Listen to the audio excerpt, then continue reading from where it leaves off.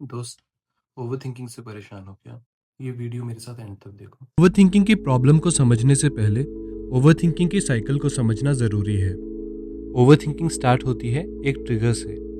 आपने अपने किसी फ्रेंड या किसी कलीग को कुछ ऐसा बोल दिया जो उस सिचुएशन के लिए अप्रोप्रिएट नहीं था, या तो आपने किसी को एक्साइटेड होके या सैड होके कोई बात बताई और आपको उसका डिज़ायर्ड रिएक्शन नहीं मिला। ऐसी बातें एज अ ट्रिगर एक्ट कर सकती हैं। नेक्स्ट स्टेज आती है एजम्पशंस की।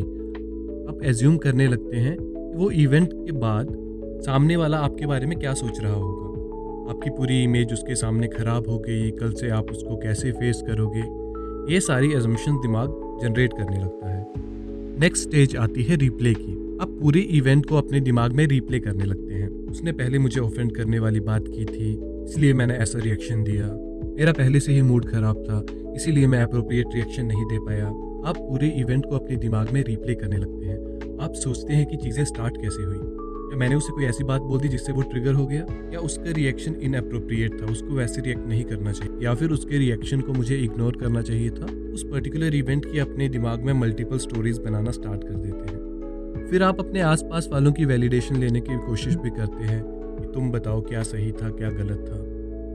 ऐसे रिप्ले करने का रिजल्ट क्या होता है कि हमारा ब्रेन इतना ऑक्यूपाइड हो जाता है कि हमारी पूरी बॉडी में स्ट्रेस और एंग्जाइटी प्रोड्यूस होने लगती है। और फिर ओवरथिंकिंग की नेक्स्ट स्टेज आती है, जहाँ पे ये स्ट्रेस की वजह से हम एक इनएक्टिव स्टेट में चले जाते हैं। इनएक्टिव स्टेट में जाने से हमें सोचने के लिए और ज़्यादा टाइम मिल जाता है, जिसकी वजह से हम फिर रिप्लेइंग स्टार्ट कर देते हैं, और ऐसे धीरे धीरे हम ओवरथिंकिंग के एक लूप में फंस जाते हैं। हमने ओवरथिंकिंग की पूरी साइकिल को समझ लिया है।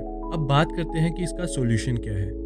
इसका सॉल्यूशन हमें मिलता है एक ग्रीक फिलोसोफर एपिक्टेटस की टीचिंग से। उनकी एक पर्टिकुलर टीचिंग जो कि है dichotomy of control. Easy language में अगर हम समझें तो इसका अर्थ निकलता है कि कौन सी चीज़ें हमारे कंट्रोल में हैं और क्या हमारे कंट्रोल में नहीं है। हमारे एक्शंस, हमारी इंटेंशंस, हमारी एफर्ट और हमारे थॉट्स हमारे कंट्रोल में हैं, जबकि लोगों के एक्शंस, लोगों की इंटेंशंस, लोगों के थॉट्स, लोगों का हमारे टूवर्ड्स बिहेवियर और किसी भी चीज़ का रिजल्ट, आउटकम्स हमारे कंट्रोल में नहीं है। डाइकोटमी ऑफ कंट्रोल को यूज़ कैसे करना है? फिलॉसफी हमें सिखाती है कि अगर हम कंट्रोलेबल थिंग्स के बारे में ओवरथिंक या थिंक करेंगे तो उसका एंड रिजल्ट होगा clarity and a state of action.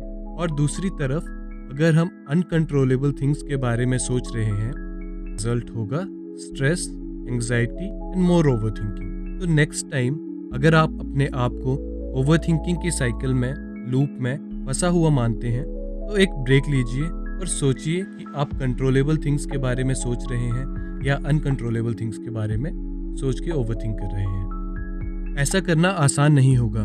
अगर प्रॉब्लम बड़ी है तो उसके सॉल्यूशन में एफर्ट भी उतनी ही लगेगी। हर बार जब आप अपने आप को ओवरथिंकिंग के लूप में फंसा हुआ पाएंगे, आपको अपने थॉट्स को रोकना है और डायकॉटमी ऑफ कंट्रोल टूल को यूज़ करना है। आपको ये तब तक करना है जब तक सिर्फ कंट्रोलेबल थिंग्स के बारे में सोचना ही आपका नेचुरल वे ऑफ थिंकिंग ना बन जाए।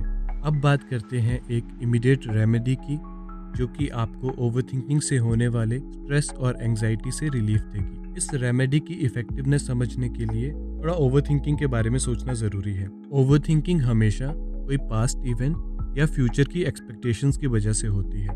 तो नेक्स्ट टाइम अगर आप अपने आप को ओवरथिंकिंग की साइकिल में फंसा हुआ पाएं, तो ये एक्सरसाइज परफॉर्म करें जो आपको प्रेजेंट में ले आएगी। आपको क्या करना है, अगर आपके आसपास कोई आपका फ्रेंड या रिलेटिव है तो आप उनकी हेल्प से ये एक्सरसाइज कर सकते हैं, और अगर आप उस वक्त अकेले हैं तो आप अकेले भी ये एक्सरसाइज परफॉर्म कर सकते हैं। इस एक्सरसाइज में आपको अपने आप से कुछ क्वेश्चन करने हैं। पहला क्वेश्चन है, what are the 5 things that you can see in your surrounding. आपको अपने आसपास की सराउंडिंग को स्कैन करना है और जो 5 चीज़ें आपको दिखेंगी उनको नेम करना है। Second question is, what are the 4 things that you can hear in your surrounding. Again you have to name 4 things. Next question is, what are the 3 things that you can smell in your surrounding. Again, you have to name them. Next question is, what are the 2 things that you can touch in your surrounding? And the last question is, what is one thing that you can taste in your surrounding? क्योंकि आप इस exercise में अपनी 5 senses को use कर रहे हो, आप पास्ट और फ्यूचर की चिंता छोड़ के प्रेजेंट में आ जाओगे और आप सक्सेसफुली ओवरथिंकिंग के लूप को ब्रेक कर पाओगे। इस वीडियो को मैंने व्यूज़ लेने के इंटेंशन से नहीं बनाया। मेरा सिर्फ एक मोटिव था कि ये वीडियो किसी के काम आ पाए। अगर आपका कोई फ्रेंड या आपका कोई फैमिली मेम्बर ओवरथिंकिंग की प्रॉब्लम से परेशान है, तो प्लीज़ आप उनके साथ ये वीडियो शेयर करें।